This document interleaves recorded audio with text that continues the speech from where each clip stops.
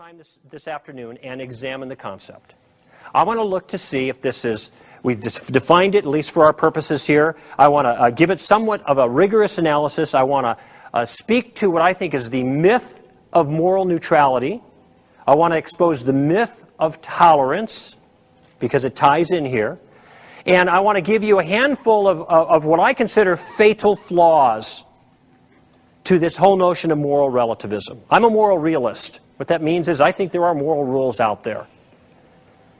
And I think if it turns out that there are moral rules that actually exist, it invites certain questions about how those rules might have come into being, why they're in this universe the way they are, and why they happen to apply to human beings. I think those are very, very vital questions, and that's kind of where we're going to end. And at the end, I'm going to, hopefully I'll have about 15 minutes to invite questions. Okay. Let me start out by reading something to you. What I want to do here at the beginning is talk about the myth of moral neutrality. And I'd like to read to you a characterization of this view that I want to examine. And the characterization is written by Faye Waddleton. Now, some of you might recognize the name of the woman who is the former president of Planned Parenthood. Now, I don't read this to ridicule her, although our politics and our moral views to some degree differ. I'm reading this because I think it's a very, very well-written, clear articulation of the view that I want to challenge here. In fact, it's going to be so good that many of you are going to nod in agreement when I read this, like this is common sense. And those of you who might be inclined to disagree with some things that she has to say, you might feel uncomfortable with what she says. And you might think, well, I think there's something wrong with it, but I don't know how I could disagree with what she's just said without sounding like an idiot. So let me read to you what she's written. She says, like most parents, I think that a sense of moral responsibility is one of the greatest gifts I can give my child. But teaching morality doesn't mean imposing my moral values on others. It means sharing wisdom, giving reasons for believing as I do, and then trusting others to think and judge for themselves. My parents' morals were deeply rooted in religious conviction, but tempered by tolerance, the essence of which is respect for other people's views. They taught me that reasonable people may differ on moral issues, and that fundamental respect for others is morality of the highest order. I have devoted my career to ensuring a world in which my daughter Felicia can inherit that legacy. I hope the tolerance and respect I show her as a parent is reinforced by the work she sees me doing every day, fighting for the right of all individuals to make their own moral decisions about childbearing. Of course, you know she means abortion on demand there, which is currently the law of the land. She closes with this: I'm proud to continue that struggle, to defend the rights of all people to their own beliefs.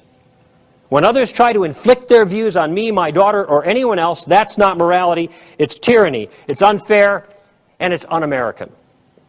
Close quote. Now, like I said, I think that's really well written. I wish I would have written something like that. That is clear, that is compelling, that is persuasive. And I think it captures an ethic or an understanding about how morality ought to work in our culture. The problem is it's deeply flawed. And the flaw is that Faye Waddleton presumes that there is such a place one could stand that might be called morally neutral ground. Okay, what do I mean by that? Morally neutral ground is a place where you can stand in which you have your own moral views on a variety of different things. And you keep them to yourself in that you follow those yourself, but you do not make those incumbent on other people. They're your views. Someone else, in his or her own island of moral neutrality, might have different views and different responses to the exact same moral circumstances that you might find yourself into, but they have different answers. What you have is true for what? For you. And what they have is true for them. And the space in between is a space of non-judgmentalism. One doesn't judge the other. And that space has a name for it in our culture. What do you think that name is? Tolerance.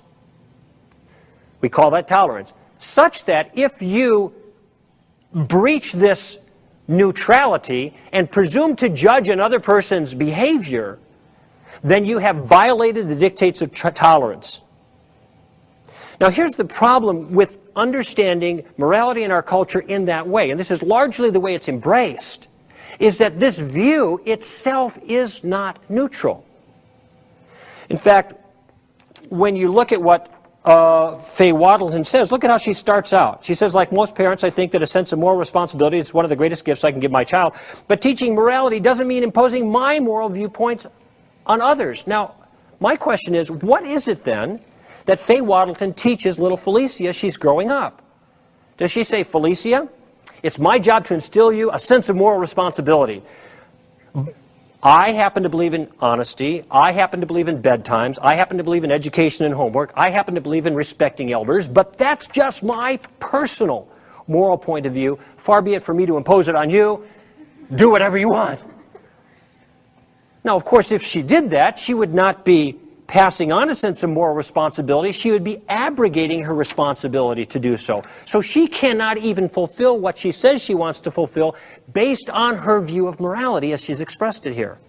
And her view is simply that all views are equal and worthy of the same respect, except if you disagree with that view. If you disagree with her relativism, that all views are equally worthy of respect, then your view is not worthy of what?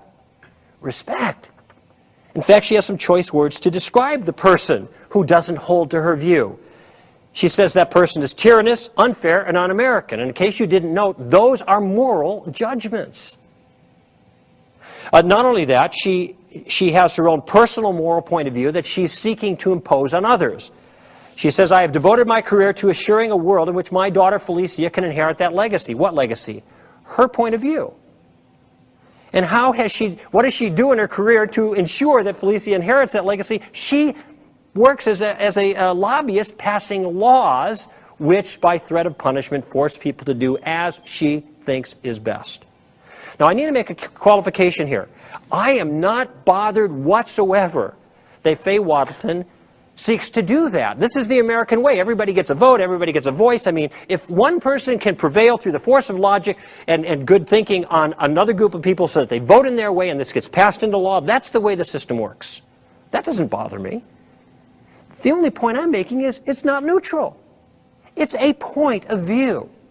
It's a point of view that she thinks is correct, and not just correct, but morally correct, that she's seeking to impose on others by the force of law. And just to sharpen the point a bit, in 1994,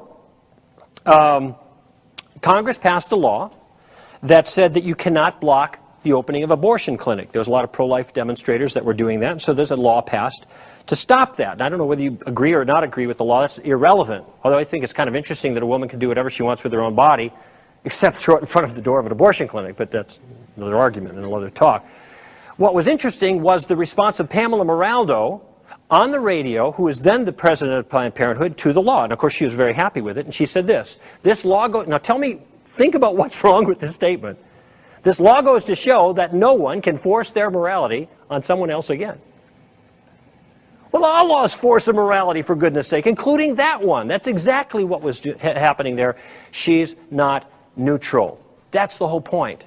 And so there is a posturing here that has to do with those who hold this view and champion the view of relativism in one of its forms against those who are arrogant and narrow-minded to hold that they have a moral point of view that is actually correct. The only point I'm making is those who are offering these challenges are themselves convinced that their own view is correct and others ought to change to their way. You know, there was some of you might have seen last year about this time, there was a big hullabaloo around Chicago because the Southern Baptists had just announced they were going to Chicago. These were evangelical Christians who took seriously Jesus' command to go out to the world and preach the gospel, and in obedience to their Savior, as followers of Christ, they were going to go to Chicago. And preaching the gospel to everyone, including Jews. Now, this is deeply offensive to some Jews. Not to all, as it turns out, but to some. And in fact, this desire to simply go and share one's view with others was characterized as fomenting hate crimes.